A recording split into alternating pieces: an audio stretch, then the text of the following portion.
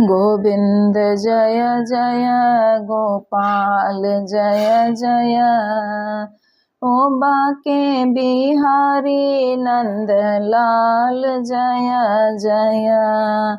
बोलो राम राम राम राम राम, बोलो श्याम श्याम श्याम श्याम श्याम, बोलो कृष्ण कृष्ण कृष्ण कृष्ण कृष्ण, बोलो हरि हरि हरि हरि हरि, राम राम राम राम राम, राम राम राम राम राम। संक्षिप्त आनंद रामायण पूर्णकांड 9वां सर्ग। श्री आनंद रामायण के परिमाण का वर्णन। आनंद रामायण के 9 कांडों तथा उसके अंतर्गत आए सर्गों तथा श्लोकों की संख्या, प्रत्येक कांड के श्रवण एवं पाठ की महिमा, आनंद रामायण की महिमा तथा उद्यापन की विधि, आनंद रामायण के लेखन एवं पाठ का महात्म्य, श्री शिव पार्वती संवाद की पूर्णता तथा ग्रंथ का उपसंहार। श्री रामदास बोले, हे शिष्य विष्णुदास, संपूर्ण श्री आनंद रामायण में 9 कांड है, जिनके नाम क्रमशः इस प्रकार है: सार कांड, यात्रा कांड, याग कांड, विलास कांड, जन्म कांड, विवाह कांड, राज्य कांड, मनोहर कांड तथा 9वां पूर्ण कांड। महर्षि वाल्मीकि जी ने सार कांड में 13 सर्ग कहे हैं। इसी प्रकार यात्रा कांड में 9 सर्ग, याग कांड में 9 सर्ग, विलास कांड में 9 सर्ग, जन्म कांड में 9 सर्ग तथा 9 ही सर्ग विवाह कांड में बताए गए हैं। राज्य कांड में पूर्वार्ध तथा उत्तरार्ध को मिलाकर कुल 24 सर्ग है। मनोहर कांड के सर्गों की संख्या 18 जाननी चाहिए। अंतिम पूर्ण कांड में 9 सर्ग है, जो मनुष्यों के पापों का हरण करने वाला है। इस प्रकार से संपूर्ण आनंद रामायण में 109 सर्ग है, जो अत्यंत कल्याण प्रदान करने वाले हैं। सार कांड में 2530 श्लोक, यात्रा कांड में 735 श्लोक, याग कांड में 625 श्लोक और विलास नामक कांड में 678 श्लोक, जन्म कांड में 802 श्लोक कहे गए हैं। विवाह कांड में 583 और राज्य कांड में 2622 श्लोक बताए गए हैं। मनोहर कांड में 3100 श्लोक है तथा अंतिम पूर्ण कांड में श्लोकों की संख्या 577 है। और इस प्रकार से विद्वानों ने संपूर्ण आनंद रामायण के श्लोकों की संख्या 12,252 जाननी चाहिए। श्री रामदास बोले, हे शिष्य विष्णुदास, तुमने पूर्व समय में श्री राम जी को प्रसन्न करने वाले तथा श्रवण मात्र से समस्त पातकों का विनाश करने वाले जिस रामचरित के विषय में जिस प्रकार से मुझे पूछा था, वह सब मैंने तुम्हें बता दिया है। इस पूर्ण कांड को सुनने मात्र से पुण्य की अत्यंत वृद्धि होती है। अब तुम प्रत्येक कांड के श्रवण के फल को पृथक पृथक रूप से सुनो। प्रथम कांड सार कांड के श्रवण करने मात्र से मनुष्य इस संसार सागर से पार हो जाता है। यात्रा कांड के श्रवण से उसे सभी तीर्थों की यात्राओं का पुण्य फल प्राप्त होता है। याग कांड के श्रवण से सभी यज्ञ आदि अनुष्ठानों से प्राप्त होने वाले उत्तम फल मिलते हैं। विलास कांड के श्रवण से स्वर्गिक सुख भोग एवं विलास प्राप्त होता है। जन्म कांड के सुनने से मनुष्य उत्तम पुत्र आदि संतति प्राप्त करता है। विवाह कांड के श्रवण से मनुष्य संसार में सुलक्षणा स्त्री प्राप्त करता है। राज्य कांड के श्रवण से राज्य एवं ऐश्वर्य की प्राप्ति होती है। मनोहर कांड के सुनने से सभी अविष्ट फलों की प्राप्ति होती है और अंतिम पूर्ण कांड के श्रवण से मनुष्य भगवान विष्णु के परम पूर्ण पद को प्राप्त कर लेता है। यदि मनुष्य संपूर्ण श्री आनंद रामायण को श्रद्धा भक्ति पूर्वक सुनता है तो वह निश्चित ही सच्चिदानंद स्वरूप परमात्मा में विलीन हो जाता है। श्री आनंद रामायण के श्रवण के अनंतर मनुष्यों को इसका उद्यापन करना चाहिए। विद्वान व्यक्ति को चाहिए कि वह श्रवण के अनंतर सुवर्णमय रथ का दान करे। उस रथ में 4 घोड़े जुते हुए हो तथा उसमें सोने की पताका का लगी हुई हो। उस रथ में विविध प्रकार के यंत्र सुशोभित हो और वह किंकणियों के उत्तम नाद से निनादित हो। इस प्रकार के रथ के दान को अनंतर दूध देने वाली गौ का दान करना चाहिए। तदंतर 108 ब्राह्मणों को भोजन कराना चाहिए। इस प्रकार से उद्यापन विधान संपन्न करने से निश्चित ही आनंद रामायण नामक यह महाकाव्य उत्तम फल को प्रदान करने वाला हो जाता है। इसमें कुछ भी विचार करने की आवश्यकता नहीं है, क्योंकि इस ग्रंथ में आनंद कंद भगवान श्री राम साक्षात रूप से विराजमान रहते हैं। इसी कारण यह आनंद रामायण कहलाता है। जो मनुष्य प्रातःकाल उठकर श्री आनंद रामायण का पाठ करता है वह देवताओं के लिए भी दुर्लभ सभी अभिषिप्त कामनाओं को प्राप्त कर लेता है। चैत्र मास के शुक्ल पक्ष की नवमी अर्थात श्री राम नवमी को भगवान श्री राम के जन्मोत्सव के दिन 100 मासा सोने की श्री हनुमान जी की एक मूर्ति बनवाएं अथवा 21 मासे की बनवाएं अथवा अपनी शक्ति के अनुसार सोने से बनवाएं। इसके साथ ही इस संपूर्ण आनंद रामायण ग्रंथ को किसी को मूल्य देकर लिखवाएं अथवा स्वयं ही अपने हाथ से ग्रंथ को लिख ले। उस ग्रंथ को रंग बिरंगे चित्र आदि से सुशोभित करें और अच्छी प्रकार से सुसज्जित करें। फिर सुंदर रेशमी वस्त्र आदि से ग्रंथ को भली भांति वेष्टित करें। तदंतर दक्षिणा के साथ उस पूजित ग्रंथ को श्री हनुमान जी की प्रतिमा के दाहिने कंधे में स्थापित करें।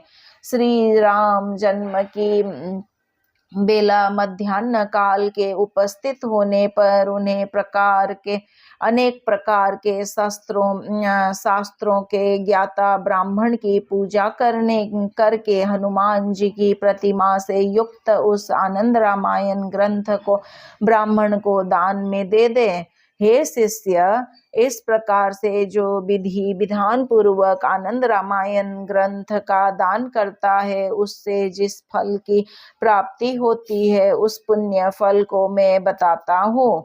सूर्य ग्रहण में कुरुक्षेत्र तीर्थ में करोड़ भार सेना दान करने का जो पुण्य बताया गया है उससे भी अधिक 100 गुना फल आनंद रामायण के दान से प्राप्त होता है। इस आनंद रामायण में जितने अक्षर है उतने सहस्र युगों तक वह वैकुंठ लोक में आनंद प्राप्त करता है। तदंतर वह श्रद्धालु मनुष्य 7 जन्मों तक ब्राह्मण का जन्म प्राप्त करता है और फिर वेद में पारंगत ब्राह्मण होता है। आनंद नाम वाला यह रामायण आनंद रामायण अत्यंत रमणीय पवित्र आनंद प्रदान करने वाला मनोहारी तथा पुण्य की वृद्धि करने वाला है। जो मनुष्य श्रद्धा भक्ति पूर्वक इस आनंद रामायण की कथा का श्रवण करते हैं वे अपने पुत्रों पौत्रों तथा मित्रजनों से कभी भी वियोग प्राप्त नहीं करते। साथ ही उन्हें कभी भी स्त्री वियोग नहीं होता। इस पवित्र आनंद रामायण को जो स्त्रियां सुनती है वे अपने पति से उसी प्रकार वियोग नहीं प्राप्त करती जिस प्रकार कि लक्ष्मी भगवान विष्णु से कभी वियोग नहीं होता। जो मनुष्य दूसरे ग्राम में अथवा देशांतर में बहुत समय से चले गए हों और उनकी जानकारी ना हो तो उन्हें वापस बुलाने के लिए इस आनंद रामायण का पाठ करना चाहिए।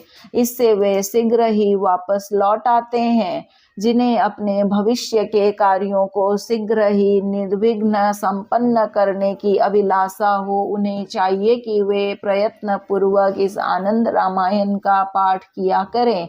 इस आनंद रामायण के पाठ की अनुष्ठान विधि में प्रथम दिन पहले कांड का पाठ करें, दूसरे दिन पहले और दूसरे कांड का पाठ करें। इस प्रकार उत्तरोत्तर कांडों की वृद्धि करते हुए पाठ करें। 9वें दिन 9 कांडों का पाठ करें। इसी प्रकार 6 क्रम से एक एक कांड घटता हुआ 10वें दिन 8 कांड, 11वें दिन 7 कांड, 14वें दिन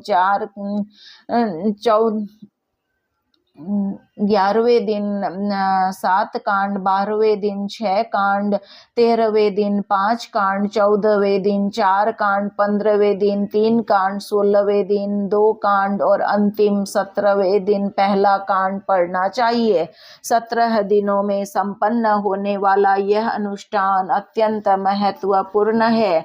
पाठ की अन्य विधि यह है कि पहले दिन पहला कांड, दूसरे दिन दूसरा कांड, तीसरे दिन तीसरा कांड, इसी क्रम से 9वें दिन 9वें कांड का पाठ करना चाहिए।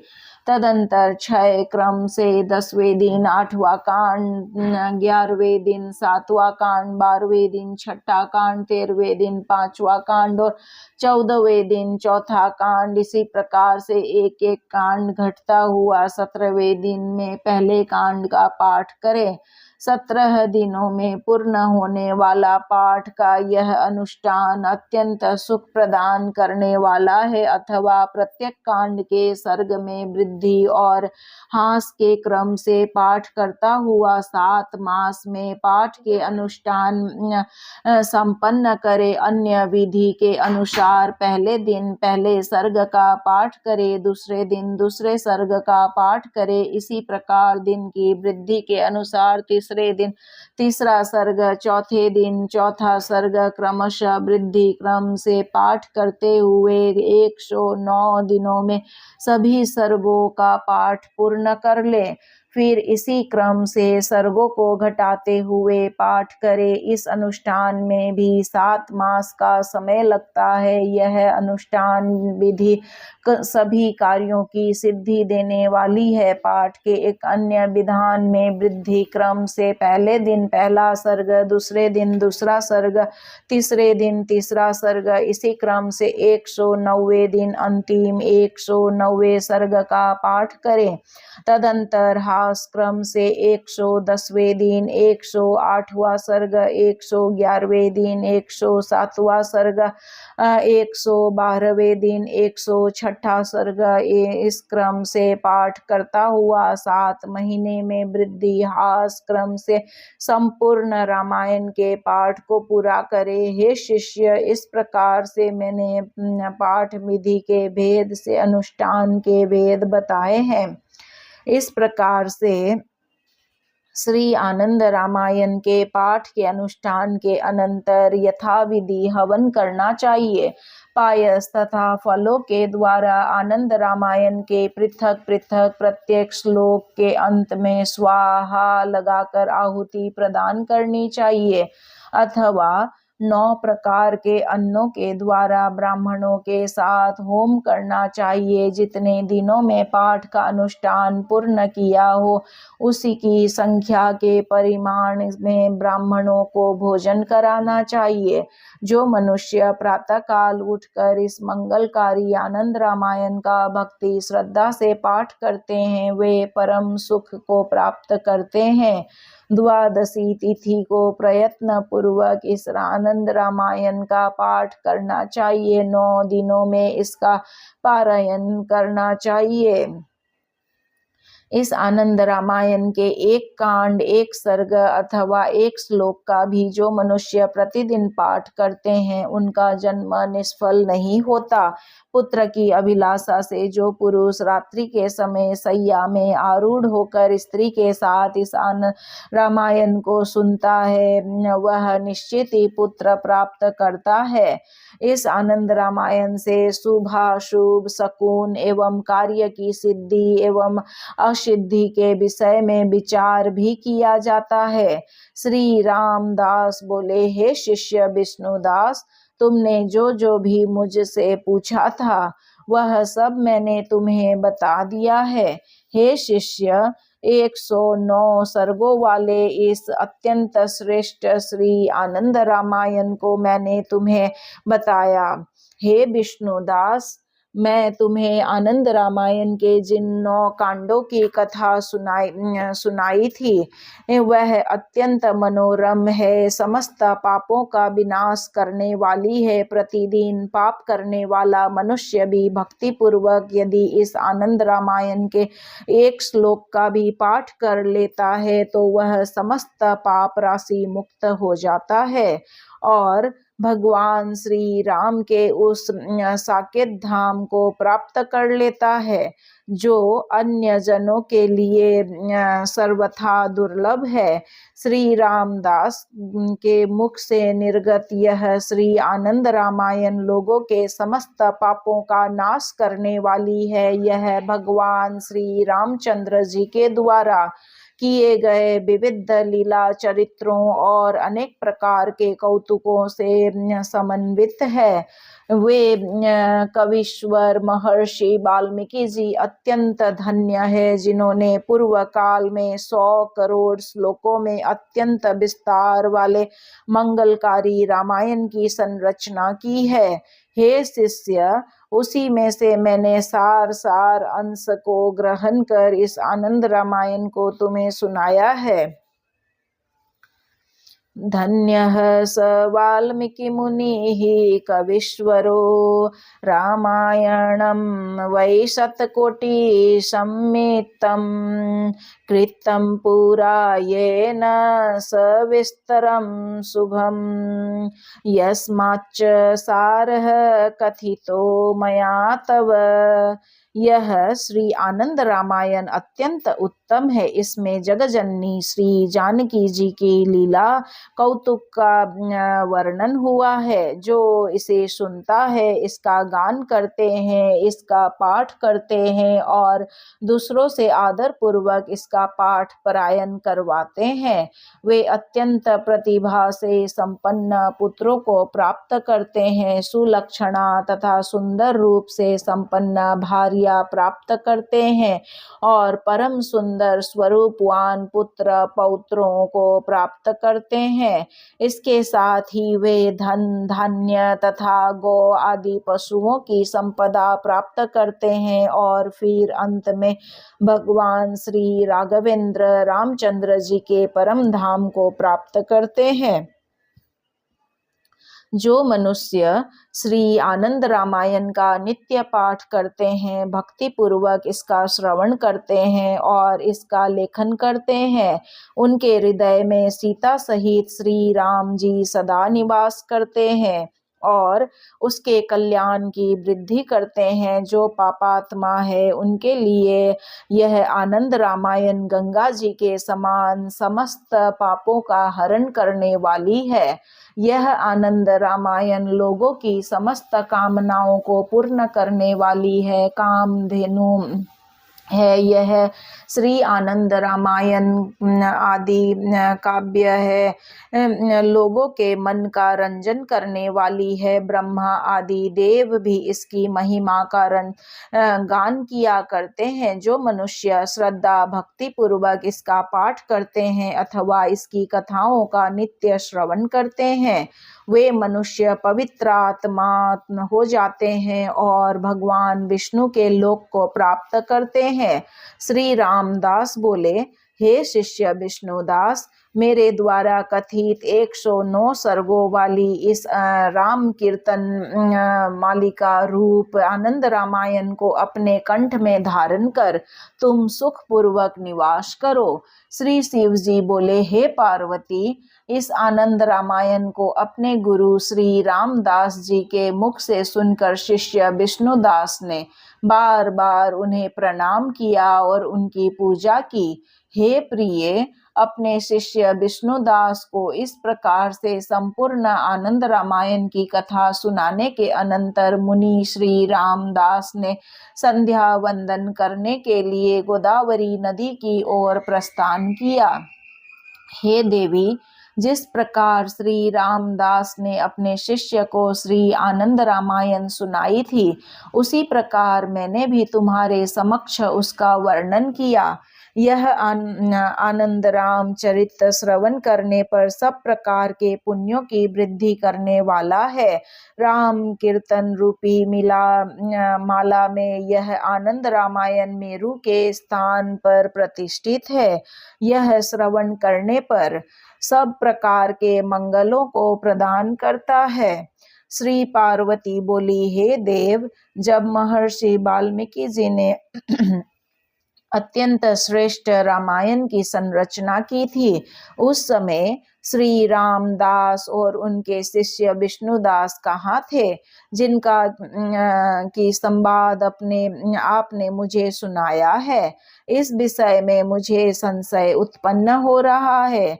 श्री शिव बोले, तीनों कालों का ज्ञान रखने वाले महर्षि वाल्मीकि जी ने अपनी ज्ञान दृष्टि के प्रभाव से इस भावी संवाद को पूर्व में ही जान लिया था। इसी कारण से संवाद होने से पूर्व में ही उसका वर्णन उसी प्रकार कर दिया जैसे कि उन्होंने श्री राम जी के प्रादुर्भाव के पूर्व ही उनके मंगलमय चरित को लिख डाला था। हे गिरिराज पुत्री, इस विषय में तुम्हें तनिक भी संदेह नहीं करना चाहिए। रामदास के मुख से साक्षात रामचंद्र जी ने ही स्वयं इस रामचरित का वर्णन किया है। श्री रामदास के मुख से प्रसन्नता पूर्वक निर्गत यह राम कथा श्री राम भक्ति को प्रदान करने वाली है और मुक्ति देने वाली है। श्री आनंद रामायण की इस पवित्र कथा का पुत्र जन्म के अवसर पर बड़े ही आदर भाव से पाठ करना चाहिए। इसी प्रकार विवाह के अवसर पर यज्ञोपवीत संस्कार के समय, श्राद्ध में तथा प्रत्येक मांगलिक कार्य में इस आनंद रामायण का पाठ करना चाहिए। कारागृह से बंधन मुक्त पाने के लिए, प्राकृतिक उत्पातों की शांति के लिए, सभी प्रकार के भयों से निवृत्ति प्राप्त करने के लिए तथा विशेष रूप से भगवान राघवेंद्र श्री रामचंद्र जी की कृपा प्राप्ति के लिए इस आनंद रामायण का आदर पूर्वक पाठ करना चाहिए। जो व्यक्ति इस आनंद रामायण का भक्ति पूर्वक पाठ करते हैं, श्रवण करते हैं अथवा दूसरों को सुनाते हैं, वे अपनी समस्त अभिलाषाओं को प्राप्त कर अंत में अपने कुटुंबीजनों को लेकर वैकुंठ लोक को प्रस्थान करते हैं। श्री आनंद रामायण से बढ़कर महात्म्य युक्त न तो कोई तीर्थ है, न कोई विष्णु मंदिर है, न कोई क्षेत्र है, न कोई दान है, न कोई पुण्यदायी कर्म है और न कोई पुराण आदि का श्रवण ही है। श्री शिव बोले, हे पार्वती, इस उत्तम आनंद रामायण को मैंने विस्तार पूर्वक तुम्हें सुनाया है। तुम पापों का विनाश करने वाले तथा अत्यंत मनोहर इस आनंद रामायण का निरंतर चिंतन मनन किया करो। इससे राघवेंद्र श्री रामचंद्र जी में तुम्हारी अविचल भक्ति बनी रहेगी। श्री रामचंद्र जी ने सर्वप्रथम दशानन रावण का वध किया। तदंतर विप्र श्री कुंभोदर जी के वचनों को गुरु की आज्ञा समझकर उनके वचनों का सम्मान करते हुए अनेक तीर्थों की यात्राएं संपन्न की और फिर बड़े बड़े यज्ञों का अनुष्ठान किया। तदंतर अनेक प्रकार के सुख भोगों को आनंद लिया और फिर पृथ्वी तल में प्रवेश करती हुई देवी सीता को ग्रहण किया। इसके पश्चात पुत्रों आदि का विवाह कर बधूजनों को प्राप्त किया एवं समस्त पृथ्वी के राजाओं पर विजय प्राप्त की और फिर माताओं तथा प्रजाजनों को विविध उपदेश प्रदान करने के अनंतर उन्होंने हस्तिनापुर के समीप गंगा जी में प्रवेश करते हुए अपने धाम को प्रस्थान किया। जिन भगवान श्री राम जी के वाम भाग में भूमि सुता देवी विराजमान रहती है, उनके ठीक सामने हनुमान जी तथा पीठ पीछे श्री लक्ष्मण जी स्थित रहते हैं। शत्रुघ्न तथा भरत जी जिनके दोनों पार्श्व भागों में सुशोभित रहते हैं, सुग्रीव, विभीषण, तारा पुत्र युवराज अंगद और जामवान जिनके वायव्य आदि विदिशाओं में प्रतिष्ठित रहते हैं, उन सभी के मध्य में विराजमान रहने वाले श्यामल आभा वाले तथा नीलकमल के समान कोमल स्वभाव वाले भगवान श्री राम जी की मैं वंदना करता हूँ। हार की भांति अत्यंत मनोहर इस अंतिम पूर्ण कांड का जो लोग पाठ करते हैं और श्रद्धा भक्ति से इसका श्रवण करते हैं, वे अपनी समस्त अभिष्ट कामनाओं को प्राप्त करते हैं और अंत में भगवान श्री हरि के परम पद को प्राप्त करते हैं। यह आनंद रामायण अत्यंत उत्तम है। लोगों को चाहिए कि इस पवित्र एवं पुण्यप्रद आनंद रामायण का सदैव आदर पूर्वक पाठ किया करे और निरंतर इसका श्रवण किया करे, क्योंकि यह आनंद रामायण मंगलों को भी मंगल प्रदान करने वाला है। अतः मैं शिव निरंतर इसका स्मरण करता रहता हूँ और आदर पूर्वक नित्य इसे प्रणाम किया करता हूँ। आनंद रामायण मेतदुत्तमं जप्यं पवित्रं श्रवण्यमादरात् यन्मङ्गलानामपि मङ्गलप्रदं स्मरामि नित्यं प्रणमामि सादरम्। इस प्रकार श्री आनंद रामायण का पूर्ण कांड नामक 9वां कांड पूर्ण हुआ। संक्षिप्त आनंद रामायण ग्रंथ पूर्ण हुआ। श्रीमन्नारायण नारायण नारायण, भज मन हरि नारायण नारायण नारायण, बोलो हरि नारायण नारायण नारायण। श्री सीताराम अर्पणमस्तु।